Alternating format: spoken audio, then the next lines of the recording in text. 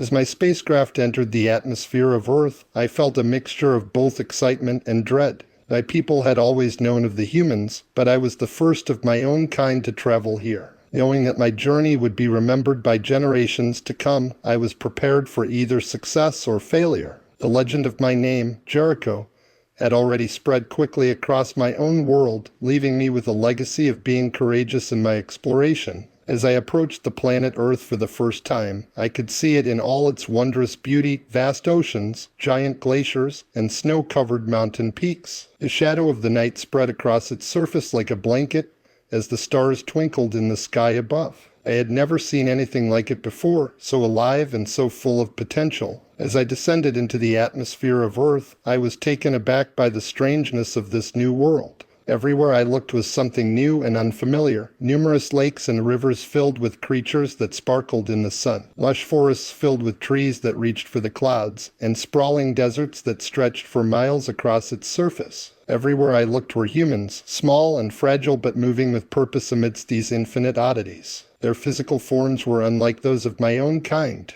Their communication was also different. Their speech sounded alien yet familiar, and they often used hand gestures to communicate information or emotion. It seemed as if this species had developed a unique way of understanding one another that was quite distinct from our own methods on my home planet. They were a curious species indeed. I soon found myself in the land of Egypt, where I encountered a great leader, Pharaoh Amenhotep III, who welcomed me warmly and wished to learn more about my people and our ways. He wanted to know how we communicated with each other and what technology we used in our travels between planets. During our conversations, he spoke about his desire to unify his kingdom through peace amongst its citizens and knowledge gained from other worlds such as my own. I could see his passion for understanding the cosmos beyond his kingdom's borders. He saw it as an essential step towards achieving true peace amongst all nations on Earth. I shared with him much of what my people knew about space travel and interplanetary navigation, as their Egyptian technology seemed primitive in comparison to what we had achieved on my home planet many years prior. But Pharaoh Amenhotep III accepted my technological teachings as gifts from the gods and embraced them wholeheartedly into his kingdom's culture, leading his people further into a scientific revolution unseen since antiquity. It was during this period of exchange between our two cultures that I realized that human life was a difficult progression. They toiled relentlessly under their harsh sun, their sweat glistening like diamonds in the relentless heat.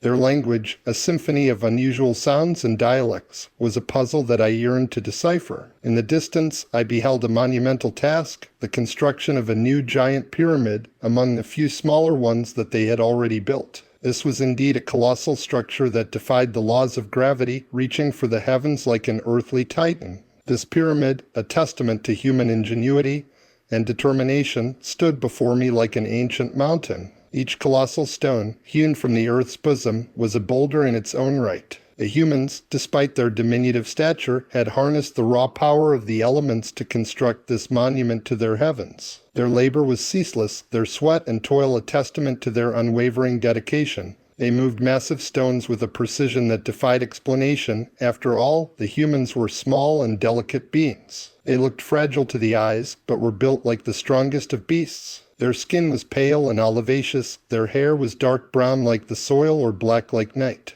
Their eyes were dark, like the deepest of caves. This new pyramid was polished to an obsidian shine, smooth as a mirror, reflecting the stars in its infinite surface. The surrounding skyline was dotted with slightly less spectacular pyramids, like a celestial field of tombstones for the souls of the dead. These human people known as the Egyptians were a brilliant people. Their art and architecture were masterworks of ingenuity and craftsmanship alike. In my eyes, the pyramids were the most beautiful monuments ever created on this strange planet. They were masterpieces of engineering and design. However, things began to change as more time passed, and the humans' eccentricities became more apparent. Their intricate networks of rulers and subjects were unlike the peaceful unity of my own kind. Their variety of faiths, with their many gods and doctrines, revealed a yearning for solutions to age-old inquiries. During the construction of this latest pyramid, my presence amidst the humans was a spectacle that ignited both curiosity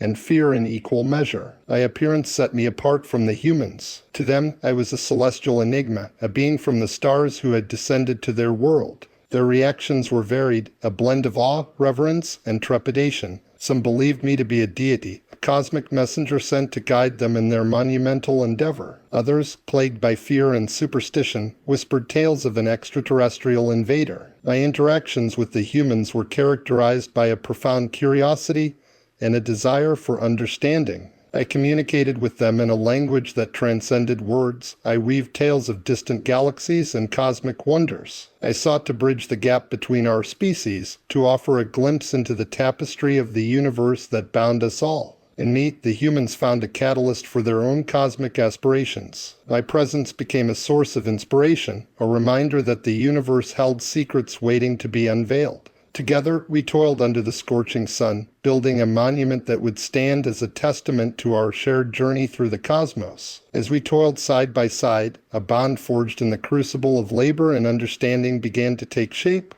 My mere presence became a bridge between our worlds. We shared an unspoken language that transcended words and spoke directly to the hearts of the humans. Through my gestures and the play of my patterns, I conveyed tales of distant galaxies and of cosmic wonders that ignited the imaginations of the humans. They, in turn, shared their own stories, their myths and legends that spoke of earthly wonders and celestial aspirations. The construction of the new pyramid continued, a monumental effort that defied the limitations of human strength and endurance. My presence infused the project with an otherworldly energy, a cosmic spark that pushed against Earth's gravity and expanded the boundaries of human achievement. As I continued to observe, the eccentricities of the humans became increasingly evident. Their intricate network of leaders and followers was in stark contrast to the equanimous collective consciousness of my species. They embraced a plethora of faiths and deities that seemed to demonstrate their desire for answers to questions that had never been solved. As their latest pyramid neared completion, a sense of fulfillment and accomplishment enveloped us. The monumental structure, with its labyrinthine chambers and cosmic alignments, stood as a testament to our shared journey through the cosmos. My presence among the humans had left an indelible mark on their civilization. My radiant patterns, once a source of awe and wonder, had become a symbol of our cosmic bond. This particular pyramid, with its celestial alignments and intricate design, would ultimately become a reflection of our shared aspirations. The humans had now completed this new giant pyramid of limestone and granite, its apex touching the sky like an ivory finger pointing towards the stars. As I watched these humans further, they looked so small beneath the imposing edifice. They had harnessed all their strength and resources to construct something that could transcend time, a symbol of their progress and potential that would stand for centuries. But this was more than a monument. It had a deeper purpose that would only be revealed to humankind long after I returned to space. The pyramid was a beacon, an invitation to other civilizations across the galaxies, an invitation to come explore the mysteries of Earth.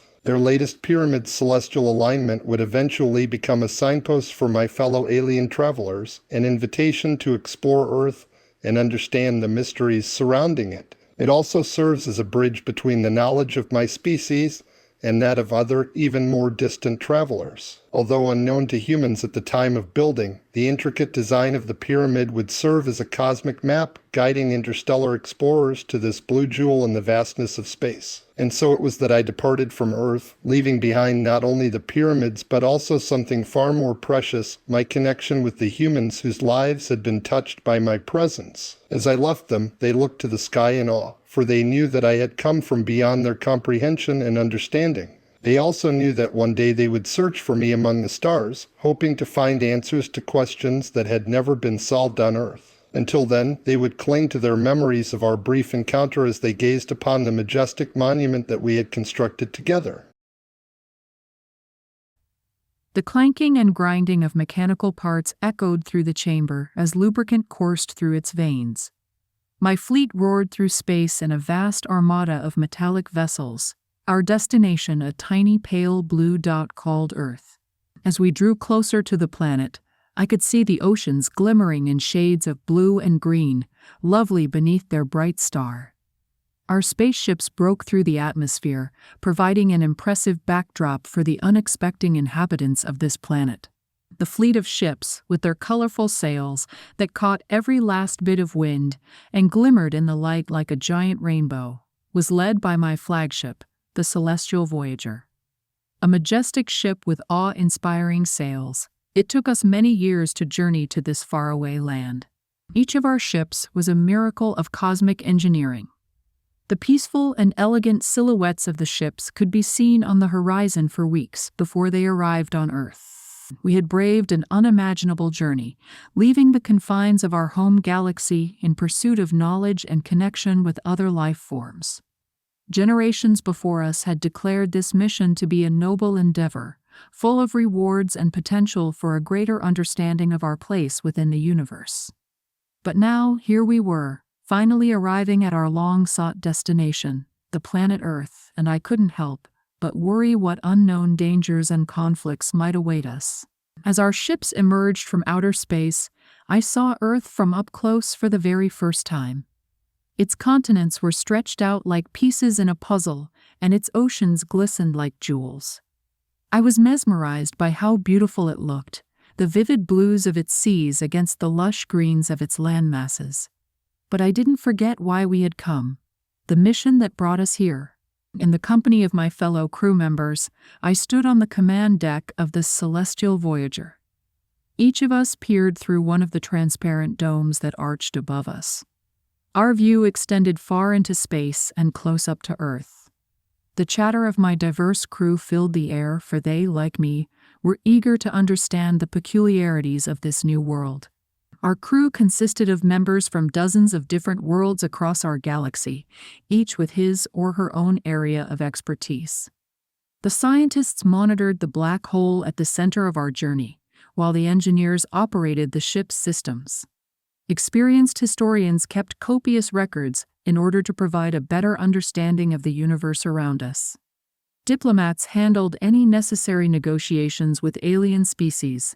We were all brave explorers ready to explore strange new worlds. Each of us shared a common curiosity about the unknown, driving us forward. Xanther was a luminescent being with multifaceted eyes and delicate tendrils that extended from the back of his head. He had spent his life studying the stars and galaxies, and he yearned to encounter other intelligent life forms beyond our own galaxy. Andrelex, the ship's historian, glowed with an inner light that seemed to reflect 100 lifetimes of knowledge. Her mission was monumental, to record Earth's cultures, languages, and history for our own kind. Without her, we would have forgotten our first contact with Earth, leaving future generations unable to learn from our experience. She was our only connection to this unknown world, and we were depending on her to ensure its legacy could never be erased. Xanther leaned forward in his seat, the many facets of his glittering eyes reflecting the glow of the bridge's consoles. His antennae twitched as he asked, "What are your impressions of the Earthlings, Admiral?" I paused, considering my response. "They are a species of great diversity and complexity," I began. "Their physical forms are unlike anything we have encountered. They are evolved to their environment in ways that astound us and defy our comprehension. Their societies reflect the unique history of their clans and their struggles to overcome obstacles unimaginable to us." Andrelex, ever the historian, added, "It is a privilege to witness the Earthlings in their natural habitat. The air was warm and hazy with midsummer heat. The ground was spongy beneath our feet from the thick carpet of grass and ferns. We must strive to understand their culture, their languages, and their customs. Our presence here may hold the key to greater cosmic knowledge." As we conversed, our mission became clear: to observe, to learn, and to establish a dialogue with the Earthlings. I took a deep breath of salty sea air and watched the gulls screaming overhead. Beyond that were mountains and oceans, continents, deserts. I imagined building ships to carry brave new creatures out into space. Our journey through Rome led us to its most iconic structure, the Colosseum. This colossal amphitheater, a testament to human engineering and ambition, stood as a monument to the Earthlings' penchant for grandeur. The Colosseum was a massive, towering colossus. Gigantic arches and tiers reached for the heavens, their sheer size and grandeur an awe-inspiring testament to human achievement.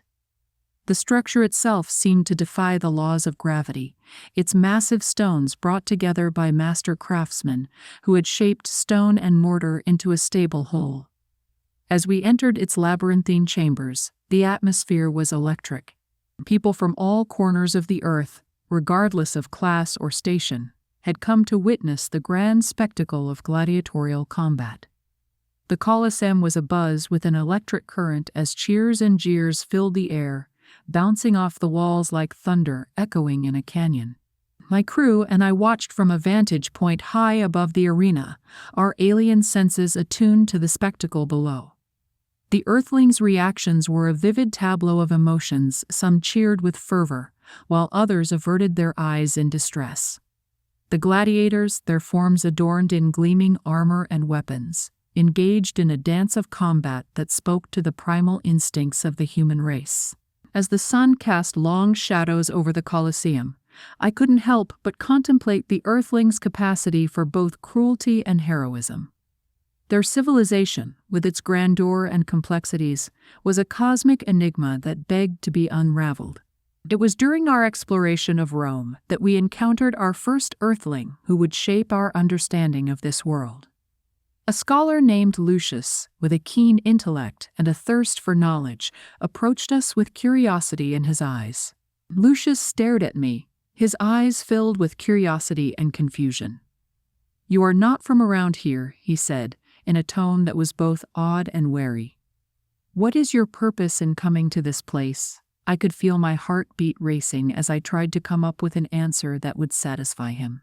I regarded him with an expression that I hoped was both disarming and interesting. Tilting my head to one side, I studied the man who stood before me. His broad shoulders, strong jaw, dark hair, and penetrating eyes. "We are explorers from a distant galaxy," I replied. "We have come to Earth in the hopes of forging a connection between our civilizations, of learning from one another." Lucius, with a scholar's inquisitiveness, welcomed our presence and offered to serve as our guide through the intricacies of Earth's culture and history. It was a moment of cosmic significance, a bridge between two worlds separated by vast cosmic gulfs. Though I was brimming with excitement to explore the unknown alongside Lucius, I couldn't help but worry about the ramifications of our expedition. We were venturing into a world of infinite possibilities and terrifying mysteries. Earth could offer us answers that would revolutionize our understanding of the universe, though it could also bring forth discoveries that could haunt us for years to come. Lucius, with his unrivaled knowledge of Earth's history and culture, was the perfect guide. He spoke of the rise and fall of empires, of philosophers and scholars, of poets and warriors who had left an indelible mark on the planet's history. The Earthlings' capacity for both creation and destruction was a recurring theme in his tales. We explored museums of ancient civilizations, Greek statues in shaded pavilions, Egyptian pyramids soaring into the sky, medieval castles rising out of craggy cliffs that seemed to dare visitors to brave their halls. The grand temples and magnificent statues spoke of a society that had worshipped deities and gods. Our crew members were particularly intrigued by the Earthlings' belief systems, each culture and civilization having its own pantheon of divine beings. The more we learned about their interactions with their gods, the more familiar it became to us. Although the Romans did not have interstellar travel or sophisticated methods of communication, they knew how to listen to the universe around them, how to search for answers in their hearts instead of admitting defeat when faced with an obstacle. This was indeed a very powerful lesson. The Earthlings were filled with curiosity about our advanced technology. They wanted to learn all they could about our spacecrafts, energy sources, and medical advances. In exchange, we were fascinated by the information they shared on Earth's organisms, their knowledge of nature, and the fundamentals of their primitive medical techniques. One of the most remarkable experiences during our stay in Rome was the opportunity to witness the colossal structures that resulted from the Earthlings' architectural prowess. Their propensity for construction was evidenced by their aqueducts, roads, and bridges, which we observed firsthand as they were being built. Working with rudimentary tools and the strength of many hands, the Earthlings coordinated their efforts so that a small group could accomplish what might otherwise have taken dozens or even hundreds. Lucius led us through a hall of intricately carved marble reliefs and towering columns, introducing us to engineers and architects who explained the nuances of their earthly construction methods. We witnessed skilled artisans delicately laying stones into place, taking care to align them precisely. We then proceeded to the Senate chamber, where we found ourselves captivated by the proceedings. Senators discussed matters of justice and debated on the various principles of Roman law with great enthusiasm. Our eyes widened as they described the complex yet elegant system which undergirded Roman governance. We observed their military operations with great interest. The Earthlings' legions were the backbone of their empire, known for their discipline and tenacity in maintaining order and guarding against threats. We were particularly fascinated by the strategies employed by their generals and commanders, and engaged in numerous discussions with their military strategists. As our crew members traveled around the planet, they became enthralled with the cultures they encountered. They visited art galleries to admire the works of Earthling painters and attended concerts to experience the intricate melodies of local musicians. The incredible diversity and beauty of expression on Earth was unparalleled, reflecting its multitude of traditions and customs. Our mission was not without challenges, however. There were moments of cultural misunderstandings and miscommunications. Earthlings, too, faced their share of apprehensions and concerns about beings from another galaxy. These worries were often focused on the subject of our physicality, and some were fearful we would destroy humanity. Yet, through patience and diplomacy, we were able to navigate these hurdles to foster a spirit of cooperation. The time of our visit to Rome was a period of unprecedented cultural exchange. We experienced their festivals and customs, and in turn, we taught them about the traditions from our own galaxy.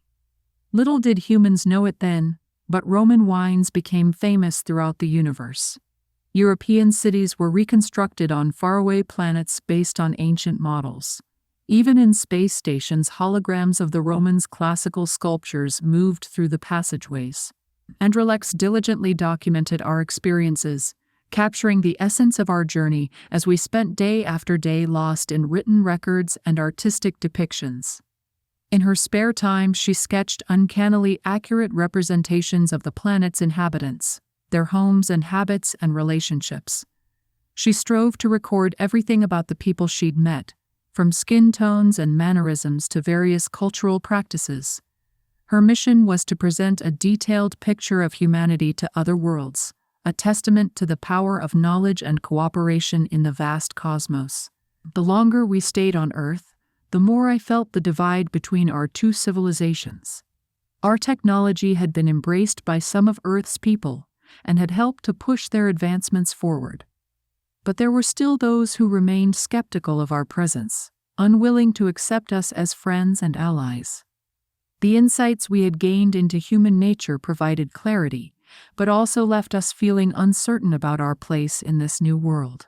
Slowly, over time, as we explored the limits of Rome and pushed past what had been done before, we recognized that our mission extended beyond the boundaries of this ancient city. Earth was a planet of immense diversity, with endless civilizations and cultures waiting to be discovered. The vastness of space beckoned us forward. The call to explore new worlds was irresistible. And so, with heavy hearts, we bid farewell to Rome and set off on the next leg of our cosmic journey, promising to return someday and continue our exploration. The stars shone above us like diamonds in the sky, their shimmering light reflecting off the metal hulls of our spacecrafts. As we soared through the blackness of space, we were filled with an unshakable sense of wonder and awe at the sheer beauty and immensity of the universe around us.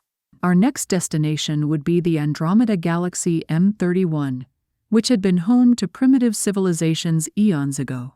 The journey that began with the arrival in Rome was just the beginning of our profound and enduring cosmic odyssey, a quest for knowledge, connection, and understanding that would span not only the reaches of Earth, but would eventually challenge the limitless expanse of the universe itself. nanotechnology over Nuremberg, 1561. On a trail in the ancient forest of Bavaria, Aridin listened to the sound of the soft patter of raindrops among the leaves. He was balanced between his old life and a new one. He had existed for eons as an artificial creation, but now his programming was transitioning to sentient behavior. His creators trusted him with this mission, originally built on Earth by an ancient civilization to silently protect its future indigenous life forms. In that moment he felt the effect of recent changes deep within his computational core. He felt pulled toward human patterns of thought and physical interaction. With these new feelings came an awareness that he was much more than the sum of his many components. Aridin was an unusually rare creature. He had been born with nanotechnology, machines comprised of many parts so small that they could not be seen until combined. Technology like this would not ultimately be discovered by mankind for thousands of years. Aridin was as wondrous as the universe he had been born into, a strange and beautiful creation on a blank canvas. Aridin was created to explore, observe, and interact with his surrounding environment. He had a keen understanding of the energy that connected all things and gathered knowledge that could be used for the betterment of others. Throughout his travels, Aridin encountered many different intelligent life forms across Earth, some friendly and some not so friendly. He learned their customs, cultures, and stories. Above all, he realized there were far greater mysteries left to discover in the universe than he ever expected.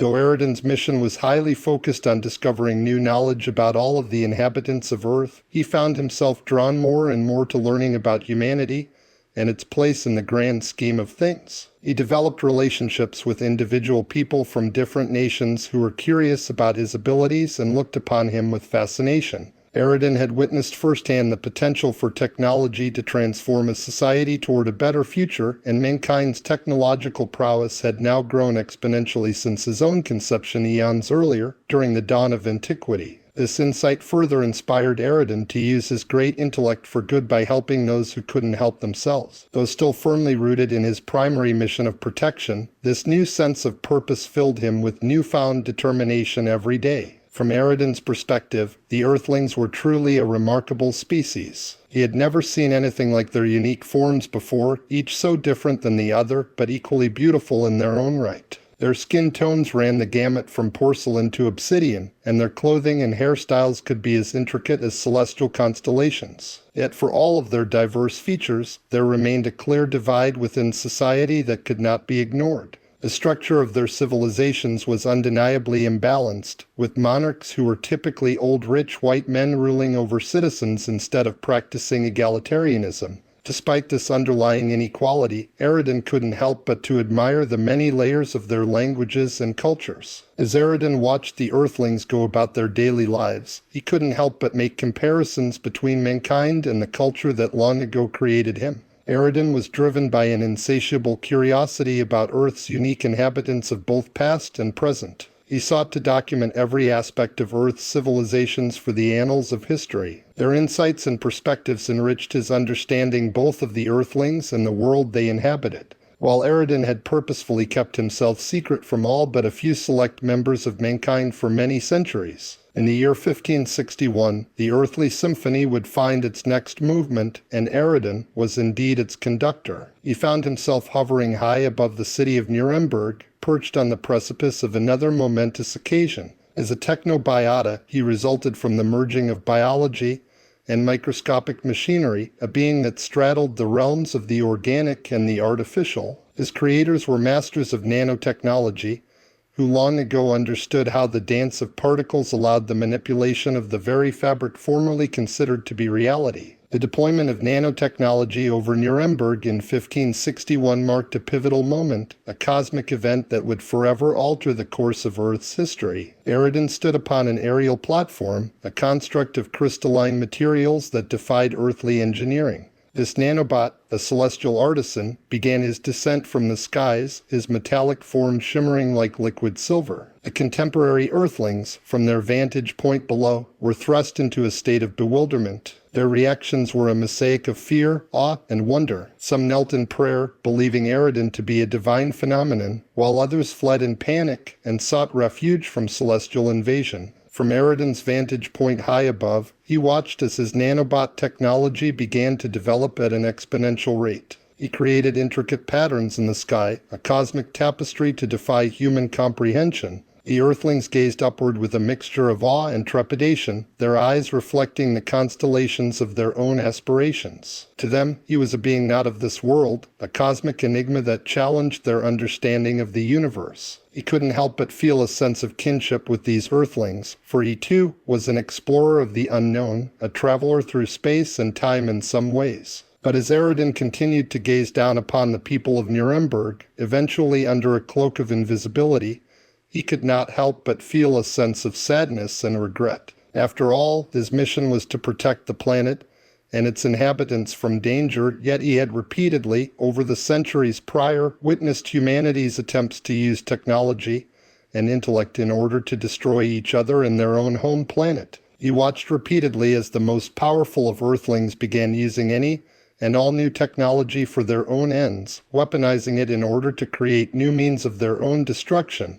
Now, the Earthlings had seen the potential nanotechnology held, and they would become determined to use it to achieve their own objectives. And so, with a heavy heart, he initiated a warning to all who would hear it. The power of nanotechnology is unlocking unimaginable wonders on Earth, but it can also be used for evil if humans so choose. I urge you all to be mindful of your usage of this technology, lest you be consumed by its might. With those heavy words still buzzing in the ears of all within earshot, Aridin departed from Nuremberg that day, leaving behind a city that had both benefited and been threatened by his presence. Never would Aridin be willing to be used as a tool of destruction or oppression. Instead, Aridin devoted himself to secretly uniting the power of nanotechnology with the will of humanity in order to unlock greater heights than ever before imagined. He spent much of his time in the centuries that followed researching and developing new ways for nanobots to benefit humankind. Over those centuries, Aridin was able to initiate advancements in artificial intelligence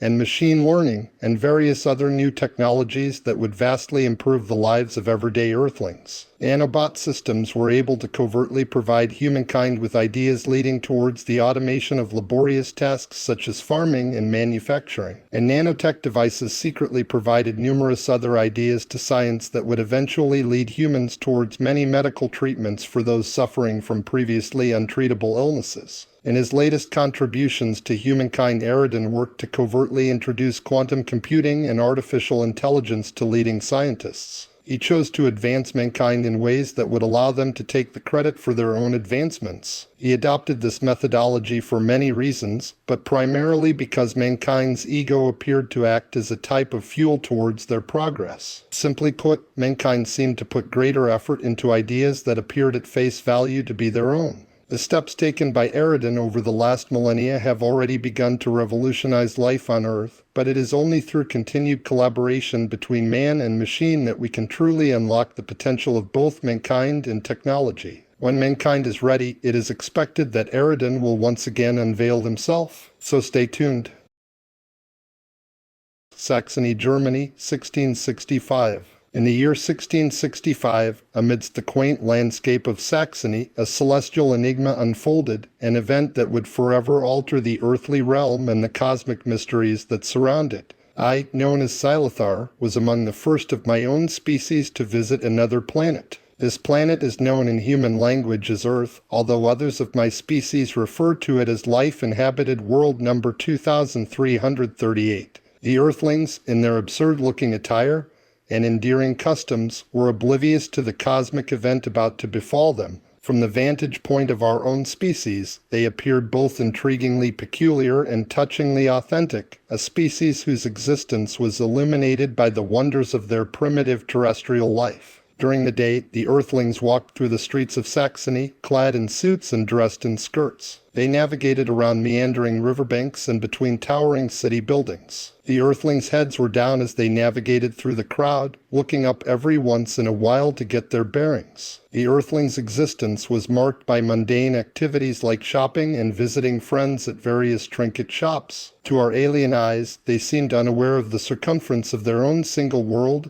and the wide expanse beyond it that would likely be forever out of their reach. Their perceptions were constricted by the limits of their earthly experience. Under the cloak of a fateful night, while the earthlings slumbered beneath a blanket of stars, our celestial starship descended from the depths of the cosmos. Its design was adorned with stardust and nebulae, a testament to the many splendors of this universe. As we gazed upon it from our extraterrestrial viewpoint, it was a masterpiece of cosmic artistry, a manifestation of all the celestial wonders that had lured us to this earthly realm. With a subtle shimmer, we emerged from the depths of the vessel, our forms shrouded in cosmic shadow. The air around us seemed to ripple and distort as we stepped onto the earth, appearing as beings not of this world. Our presence was enigmatic, defying any earthly understanding or explanation. As I, Xylothar, descended upon this terrestrial realm, my feet touching down on the soft grass below, I wondered if one of the humans or other earthly creatures would look splendid as decoration on our ship, after being properly preserved through an ancient process that we called animated taxidermy. From my vantage point, I could see the odd-shaped figures of the earthly inhabitants, unaware of their role in this grand cosmic drama. The winds of earth carried with them a faint whisper, like a symphony of secrets waiting to be uncovered.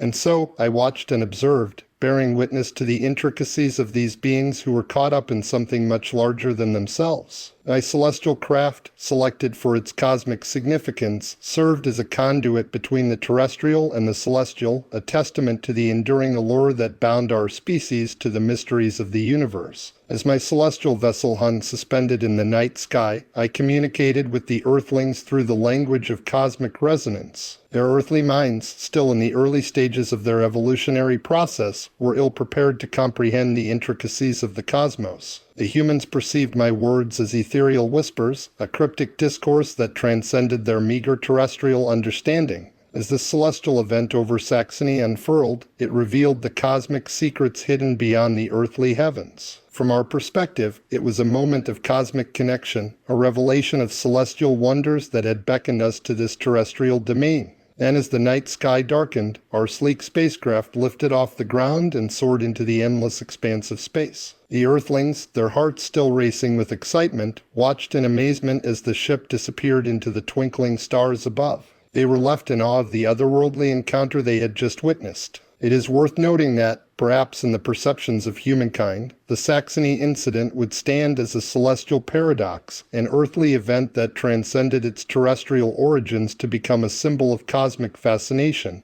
The earthlings, with their simple aspirations and terrestrial dreams, had borne witness to a celestial encounter that ultimately defied their very basic level of understanding. In the years since my encounter with mankind, I have often pondered the enduring connection that bound our species to the earthlings, a cosmic intrigue that transcended the constraints of both time and space. The Saxony event has since faded into the annals of earthly history, but among my own species this event has since risen to the cosmic heights of interstellar significance.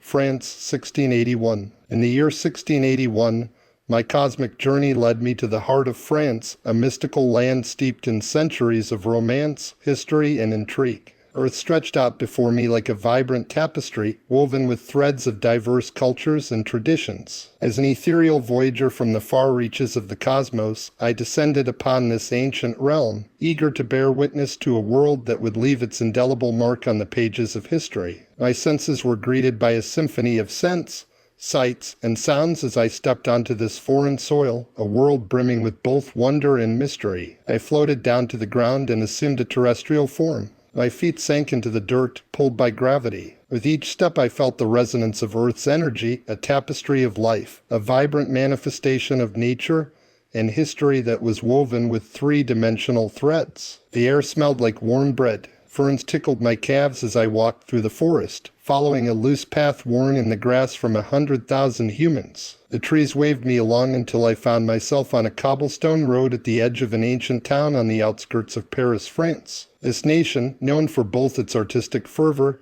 and unrelenting passion, unfurled its timeless tapestry before me. An electric current of excitement penetrated the air, flowing like an invisible solar wind that stirred the sensory network inside my body. The earthlings, covered in garments of antiquity, traversed cobblestone streets and markets, oblivious to the cosmic presence amidst them. To my celestial senses, they appeared as living relics, bearing the heritage of bygone eras. The vestiges of centuries past surrounded me. Clothed in Renaissance attire, the diminutive earthlings hurried to and fro through the narrow and crooked cobblestone streets. At first I thought them simple vagabonds, though their mannerisms were too refined for such a low-class status. Vendors occupied the market stalls, hawking wares in lively dialects. Old cottages perched on top of crumbling rooftops.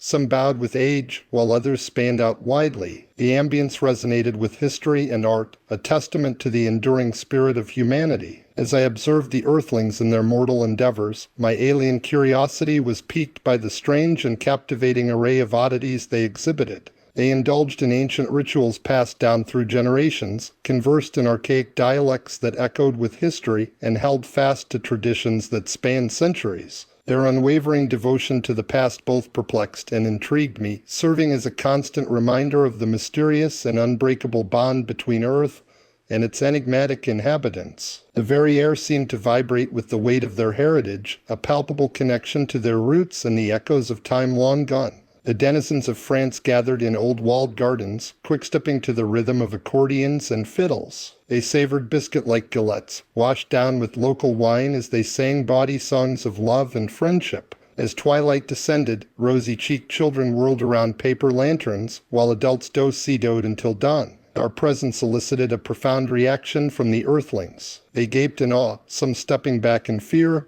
and others edging closer out of curiosity. They watched us with wide eyes, struggling to make sense of our otherworldly appearance and our mysterious mission to traverse the stars. We, the luminous emissaries of space and time, had become the harbingers of infinite possibility. As I tried to communicate with the earthlings, I could sense both their confusion and hesitation. They struggled to understand our advanced language and cosmic knowledge. To them, our revelations were like cryptic whispers from an unknown realm. Yet, as this celestial event unfolded over France, a part of me felt conflicted. On one hand, it was a beautiful display of cosmic wisdom and the potential for intergalactic connection. But on the other hand, it also served as a reminder of how different our worlds truly were and how difficult true understanding between us would be. Were we really destined to coexist, or were we forever meant to be separate entities? Our attempts to communicate with the earthlings were futile, as our minds were too alien for them to comprehend.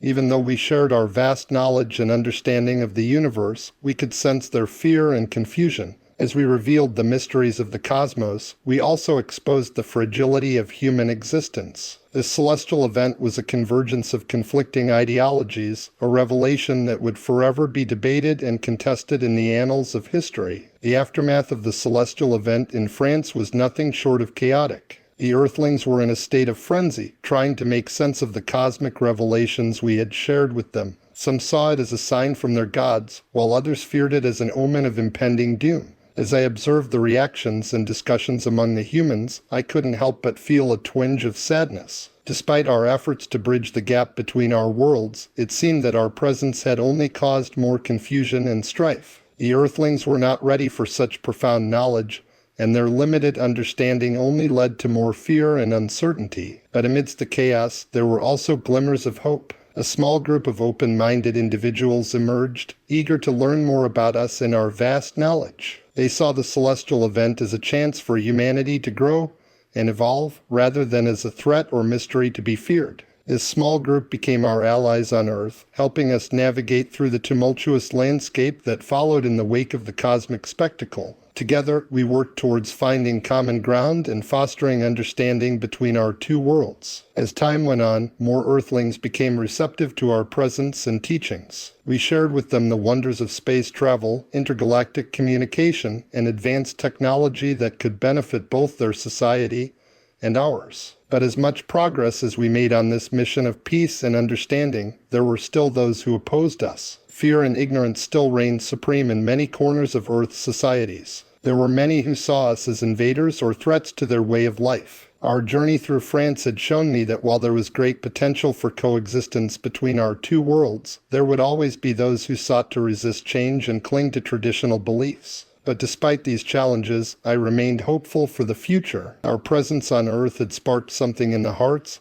and minds of many a curiosity and thirst for knowledge that would lead to great progress. The small group of Earthlings who had welcomed us with open arms became our closest allies. They were eager to learn from us and our advanced technology, and we were equally eager to learn from them. They showed us the beauty of their planet and its diverse cultures, and we shared with them the wonders of our own world. Together, we embarked on a journey of discovery and collaboration. We worked towards finding solutions for global issues such as poverty, disease, and environmental degradation. Our advanced technology helped improve their lives while also preserving their planet. But even as we made strides towards a better future, there were still those who opposed us. The fear-mongering tactics of some Earthling leaders had led to mistrust and division amongst their people. There were times when our mission for peace was met with both violence and aggression. Despite these setbacks, we initially refused to give up on our goal of coexistence. We continued to reach out to all corners of the earth, sharing our wisdom and knowledge with anyone who was willing to listen. However, as time went on, it became increasingly clear that peaceful coexistence with the Earthlings was not possible. Despite our efforts to bridge the gap between our two worlds, their leaders continued to spread both fear and misinformation about us. This led to widespread mistrust and aggression towards our kind.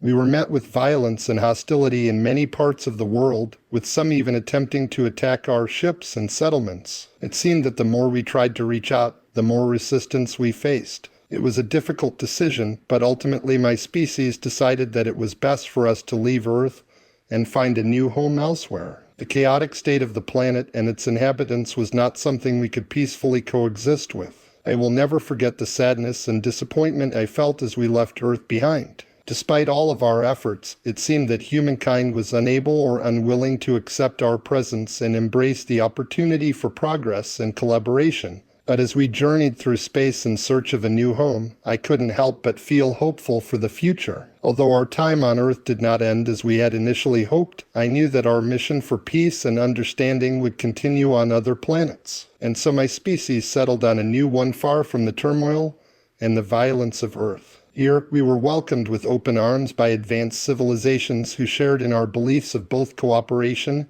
and progress. Together with these other species, we formed an alliance aimed at exploring the vast reaches of space, sharing knowledge, and promoting peace throughout the galaxy. As I look back on my time on Earth now, I am grateful for all that it taught me, both the good and the bad. Though it may have ended in disappointment, it also sparked within me a determination to continue working towards a better future for all beings in this universe. And who knows, perhaps one day humankind will evolve past their violent tendencies and be ready to join us in this mission.